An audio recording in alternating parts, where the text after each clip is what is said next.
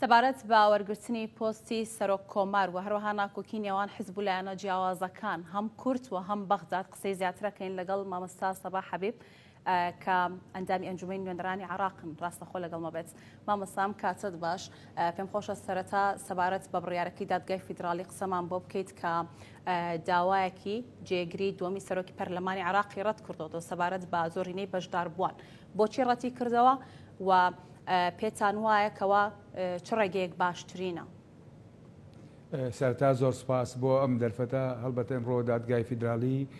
بڕیاریدا کەوا کە بە ژمارەی 2 لەسەر 3 ئەندامانی ئەنجومەنی نوێنەرانی عراق ئامادە بن لەو پرۆسەیە. چەند پرۆسەیەک لە عراقەیە کە پرۆسەی گرنگن، یەک لەوانە هەڵبژاردننی سەرۆک کۆمار کەوا ئەبێت ڕێژەی 2 لەسەر 3 ئەندامان کە کاتە 200 ئەندامی پەرلەمان تیا ئامادە بێت بۆ هەڵبژاردننی سەرۆک کۆمار. ئەمە پرسێکی گرنگە. وەروها لە پرسی دانانی ئەندامانی دادگای عراقیشدا هەمان کات ئەبێت 2 لەسەر 3 ئەو ئەندامانە ئامادەن بۆی ڕێژەیەکی زۆری ئەندام پەرلەمان ئامادە بێ بۆی دادگای فیدراڵی عراق ئەوەی ڕەت کردەوە و بڕیاریدا بە گوێرەی مادەی 7 کەوا ئەبێ بۆ هەڵبژاردننی سەرۆک کۆمار 220 ئەندام پەرلەمان کە ئاکاتە 2 لەسەر 3 ئەندامانی ئەنجومەنی نوێنەرانی عراق ئامادە بن لە 7 مانگ بۆی بتوانن پرۆسی هەڵبژاردننی سەرۆک کۆمار بە شێوەیەکی دەستوری یاسایی بەڕێوە بچێت. زۆر باشە مامۆستا، پێتان وایەکەوە بە بەشداریکردنی 2 لەسەر 3 و هەروەها دەنگی 2 لەسەر 3 پەرلەمانتاران یەکێتی نیشتیمانی کوردستان دەتوانێت ئەو پۆستەوە بگرێت و ئەوەنە دەنگە بەدەست بهێنێت؟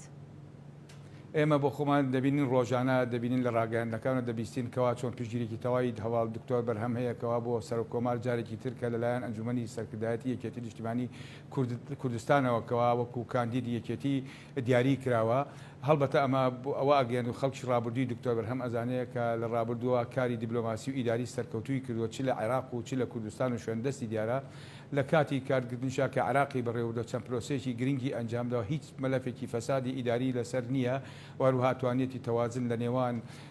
پێکاتەکانی عراق لە دەرەوەی عراق لە نێوان ئەمریکا و ئێران و هەموو لایەنەکان بە شێوەیەکی گونجاو ڕابگیرێت. هەروها بۆ خۆمان هەمووشمان ئاشکایە کەوا لە ساڵی 2019 کە خۆپیشاندانی شەقام عراقی بەرەو ڕوخاندن ئەبد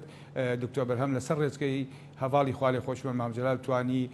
لایەنە شیعەکان پێک بێنێتەوە بتوانێت عراق لەو مەترسیە گەورەیەوەکەوە مەترسیەکی گەورە بووکەوە شەڕی تایفی لە عراق دروست بێت. کاریگەرێکی زۆر گرنگی هەبوو توانی لەو کاتە سەیتەرە بکات و تەوازنی عراق ڕاگیر کات و لایەنەکان نزیک بکاتەوە لەو قەیدانە عراقی ڕزگار کرد لە کۆمەڵ هێشتاکەوە دکتۆر بەرهەم کەوا کاری لەسەر کردو بۆ نمونە کاتی خۆی کە لە ساڵی 2009 سەرۆکی ئەنجومەنی هەرێمی وەزیرانی هەرێمی کوردستان بۆ کاری زۆر گرنگی ئەنجامداوە لەوان ئاماژەی پێ کرد لە راپۆرتەکەیە توانیوێتی زانکۆی ئەمریکی بکاتەوە لەلایەن دروستکردنی مەتاری سلێمانی هەواری شار کۆمەڵ سلفەی زەواجی زیاد کردو و دابینی کردووە. ینی کارەکانی ئیداری و ئەوە وا کردوکەوە ئەمڕۆ شەقامی عراقی نەک هەر کورد بەتەنیا عەرەب و کوردیشکەوە لە بەغدا توانیەتی حیمایی دەستور بکات لە عراقدا. من پێم وایە پشتگیرێکی تەواوی ناوخۆیی و دەرەکی هەیە بۆی دکتۆر بەرهەم پشتگیریمان لێ کردووە کاندیدەکەی ئێمە سەر بکەوێت دووبارە وەرگرتنی پۆستی سەرۆک کۆمار بە استحقاقی خۆی دەزانێت و لە هەمان کاتیشدا میدیاکانی پارتی جیاواز قساکەن. هەندێک ئەڵێت ئەمە استحقاقی یەکێتی نیشتیمانی کوردستان نیە، تەنها مافی کووردە جایەکێتی بێت یا خودت پارتی بێت و یەکێتی و پارتی لە خولەکانی پێشووتریشدا لە 4 خولی پێشوو تەنیا ڕێککەوتن و تەوافقیان کردووە بەپێی دەستور ئەم پۆستە استحقاقی یەکێتی نییە. وەڵامی بەڕێستان چییە؟ بۆ خۆتان زان لە 2005 وەک ئۆرفێکی سیاسی و ئەخلاقیکەوە ینی اتفاقێکی استراتیژی لەبەر لە نێوان هەواڵی خوالی خۆش و مامجلال و کاک مەسعودا لەسەر پۆستەکانی عراق و هەرێم اتفاقی لەسەر کراوە. ئەو سێ پۆستە سیادیە دابشکەوە هەڵبەتە پۆستی سەرۆک کۆمار بەر کورد کەوتە ناو کوردیشا بە استحقاقی یەکێتی نیشتیمانی کوردستان بۆ یەکێتی نیشتیمانی کوردستان هیچ کاتێک کاندینی بۆ سەرۆکایەتی هەرێم بەگوێرەی ئەو اتفاقیە پێشکەش نەکردو و ئەو کاتێشکەوە لە 2005 ئەو اتفاقیە لە نێوان هەواڵی خوالی خۆش و مامجلال کراوە بە باشترین سەقامگیری ئیداری لە هەرێمی کوردستانە یەکریزی ماڵی کورد بۆ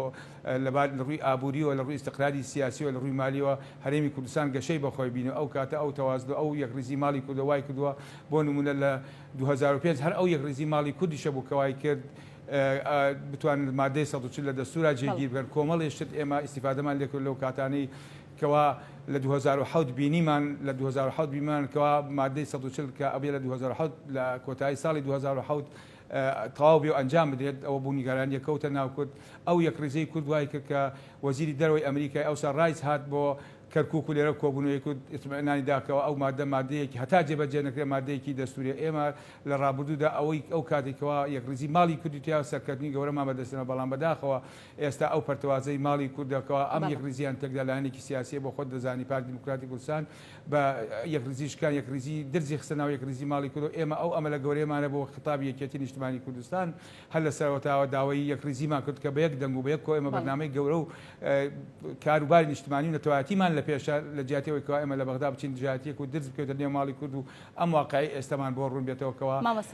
لە ڕابردوودا ئێمە اتفاقی سیاسیمان لەسەری کردو ئەم کاران. بەڵێ پارتی دیموکراتی کوردستان کاندیدێکی هەیە کە زۆر باسێکن ڕۆژانە خۆمان و راپۆرتی جیاوازیشی لەسەرەکرێت کەواتیەوە گڵاو یاخود دۆسەی پێشووتری دۆسەی گەندەڵی هەیە. و چەند پەرلەمانتارێکیش داوایان کردو لە دادگای فیدرالی کەوا لە کاندیدکردن بکشێنرێتەوە. لێر پرسیاری هاوڵاتیان ئەوەیە چۆن کاندیدێک پەسەند دەکرێت کە پێشووتر تێوەگلا بێت لە دۆسەی گەندەڵی و پێتان وایە کەسێک بکرێتە سەرۆک کۆمار کە بەو شێوێ بۆ؟ بەڵێ مەکەم تەرخەمی دادگای تیا بە تایبەتی نەزاهات چکە کاتی خۆی کە لە 2016 ئیقالە کراوە بە ئیمزای 158 پەرلەمان کە زۆربەی لە کوتلەی سەدرەکان کە ئێمڕۆ داکۆکیلیەکەن لێرە و لەوێ بەڵام ئەو کاتە ئەبێت دادگای فیدرالی و یا محکەمەی نەزاهەکەوە ئیجراعاتی خۆی بکرێت هەڵبەتە هەر وەزیرێک کە دەرەکەوی ئیقالە ئەکرێت لەسەر کۆمەڵێک بە هەدردانی ماڵی دەوڵەت و یا هەر هۆیە لە هۆکارەکانی گەندەڵی بێ ئەبێ ئیجراعاتی حەقیقی لەگەڕاو بکرێت بەڵام ئەو کاتە ئێستا کە کۆمەڵێکی داوایان کردو لە دادگای ئێستا ئەو خاڵانەیان پێشناکرد دووبارەکەوا ڕێگر بێت لەوەی بۆ ئەوی کەوا من بە بافێکی دەستوری ئەزانم کەوا ڕێگر بێت لەوەی لەبەر ئەوەی خۆی لە پەرلەمانی عراقی بە 158 ئیمزای پەرلەمانکاران ئیقالە کراوە چۆنە بێجارێکی تر بتوانێت خۆی تەرشێکاتەوە بۆ سەرۆکی وڵات کە بتوانێت دەستور و یاسا و مافی خەڵک پارێزێت. زۆر باشە مامۆستاگەر سەبارەت بە کاندیدی یەکێتی نیشتیمانی کوردستان قسە بکەین کە دکتۆر بەرهەم ساڵحە جگەلەوەی کەوا قبوڵیەتێکی ناوخۆیی و هەروە هەرێمەتی و نێودەوڵەتیشی هەیە بە هەمان شێوەش وەکو میدیا نێودەوڵەتیەکان باسیەکەن سەرۆک مامجەلال هەمومانەزانین کەوا سەرۆکێک بۆ کارێزما بووەوە دکتۆر بەرهەم ساڵحیش بەوە ناسراوە لەسەر ڕێبازی سەرۆک مامجەلال دەڕوات پێتان وایە کەوا ئەم پشگیریانە بەگشتی کاریگەری ئەبێت لەسەر زیادبوونی